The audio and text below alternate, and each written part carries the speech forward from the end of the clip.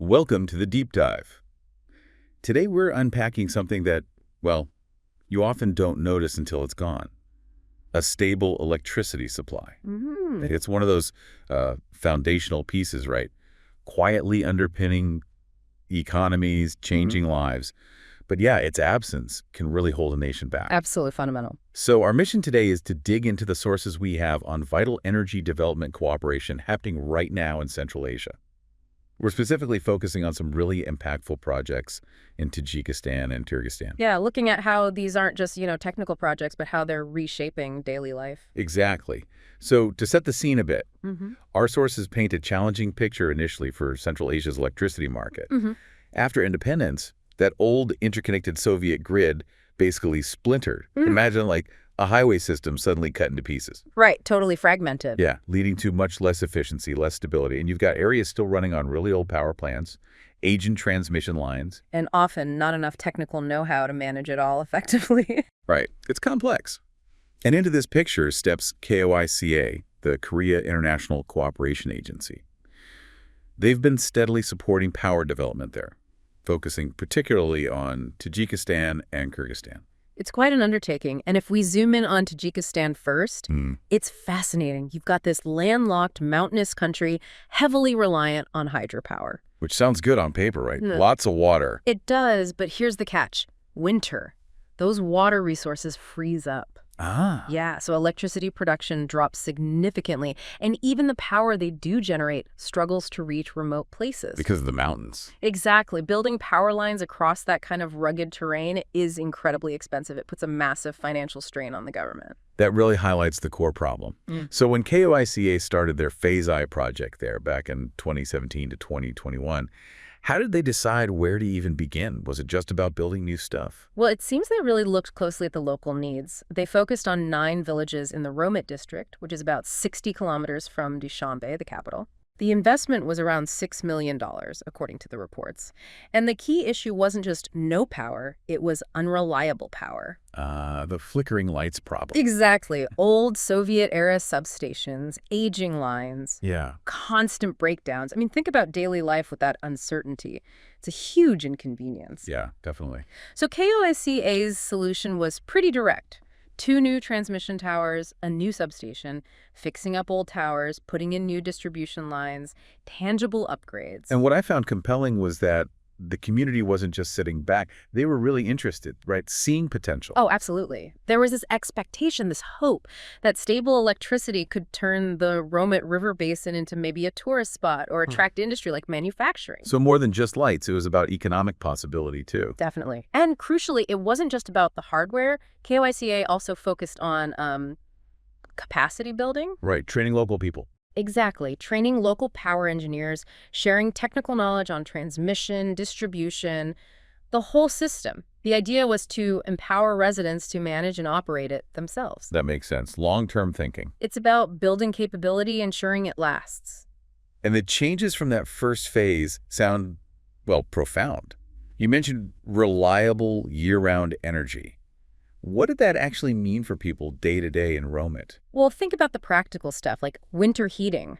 Suddenly, families could use electric heaters. That drastically cuts fuel costs. Warmer homes in those harsh winters, that's huge. It really is. Basic comfort. Then there's access to information. People could reliably charge phones, watch TV. Staying connected. And schools could actually store food in refrigerators, meaning more school meals. Oh, wow. I haven't thought of that link. Yeah, and for housewives, think about the time saved using washing machines, refrigerators, ovens.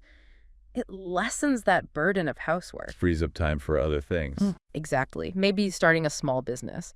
And we even saw that example of the trout farm opening up using the new grid. It shows that local economic spark. So it really ripples outwards. Health, education, livelihoods. It's far more than just keeping the lights on.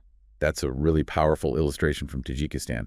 So now they're building on that success with Phase 2 starting in 2023. What's the plan this time? Bigger scale? Definitely expanding the reach. This phase involves building about 65 kilometers of 10 kV distribution lines. Think medium voltage connecting smaller communities. Okay. These lines run from that original Romit substation out to 14 nearby villages. The goal is to bring reliable power to around 5,000 more people. And these are probably pretty tough areas to reach. Oh, yeah, really challenging mountainous terrain, steep cliff valleys. Plus, they're building a whole new substation in the Yavros area to handle the extra demand. Makes sense. And here's a key detail for reliability. They're connecting the old Romit substation to the new Yavros one with the redundant lines. Meaning backup power. Exactly. If one line goes down for maintenance or, weather, the other one keeps the power flowing. It's a big step for stability. That sounds like a really smart design. And the budget for this. This phase runs until 2026, with a total budget of about $14 million. And are they continuing the capacity building aspect, training locals? Oh, for sure. That's still central. Later in 2025, they plan to bring 10 Tajik officials, policymakers, operations people to Seoul for training at KPSO's facility. Getting that high-level expertise. Right. And then in 2026, technical training back in Tajikistan for about 25 field staff, the folks working on lines and substations, plus safety training for people in the newly electrified villages. Covered all the bases. Safety's crucial. Absolutely. It's a very comprehensive approach to making sure the whole system works and is maintained properly long term. Okay, so that's Tajikistan, physical infrastructure, local empowerment. But let's shift gears now. What about when the power is there, technically, but the system managing it is, well, stuck in the past? Let's look at Kyrgyzstan.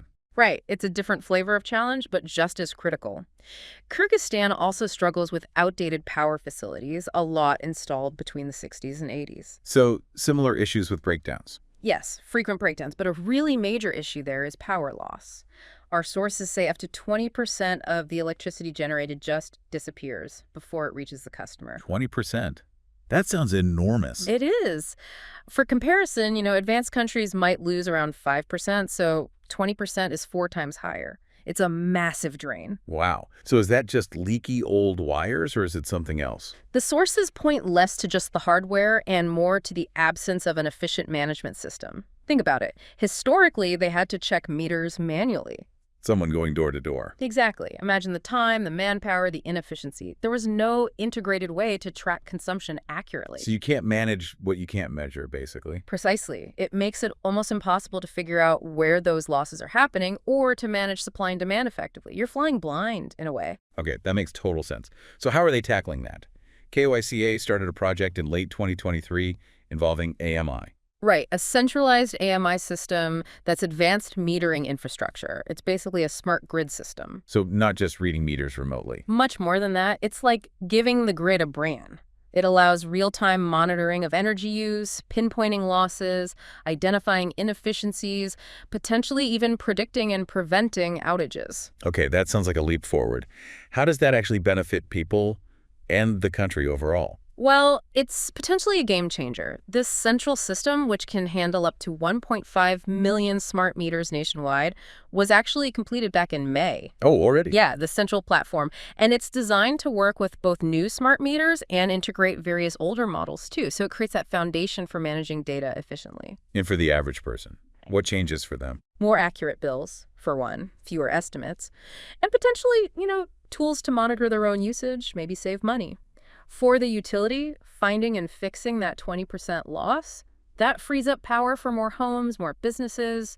It fuels growth. Then how are they rolling this out? Just installing meters? It's comprehensive. The project budget is around $10.5 million, working with partners like the Korea Energy Economics Institute and KT. By the end of 2026, they'll provide nearly 11,000 smart meters to the government. Okay. But crucially, alongside that, there's full-scale ICT capacity building training. The goal is for the Kyrgyzstan government to operate this whole sophisticated system independently. Building that internal skill again. Exactly. There's also going to be a year of joint operation working side by side to share practical knowledge on inspections, troubleshooting, then 2 years of maintenance support for the IT systems, servers, storage, networks, the whole lot. So really embedding the knowledge. It's not just handing over technology, it's ensuring they can run it effectively for the long haul. And this whole initiative ties directly into Kyrgyzstan's national development strategy, aiming for more efficiency, digitalization in energy, and just making electricity use easier for the public. So looking at both these cases, the physical upgrades in Tajikistan, the digital leap in Kyrgyzstan, the common thread seems to be that these energy projects are acting as, well, powerful catalysts. Definitely. Catalysts for social and economic change. Yeah, it shows how strategic investment in energy infrastructure, whether it's poles and wires or smart systems, and crucially, building local capacity. It's just fundamental for progress. It really moves beyond just providing power. It starts to fuel growth, improve health, expand access to information, digitalize whole sectors. It's fascinating how something seemingly technical unlocks so much potential. Exactly. The real insight isn't just, oh, they built power lines or the meters are smart now. It's understanding how that basic reliability, just knowing the light switch will work, enables all these other complex advancements. Things that maybe seemed impossible before for those communities.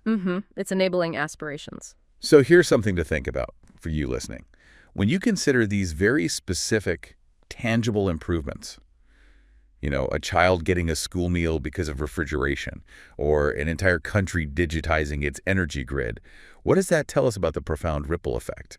That foundational infrastructure, like reliable power, can have effects far, far beyond just providing the electricity itself. It's definitely something worth mulling over.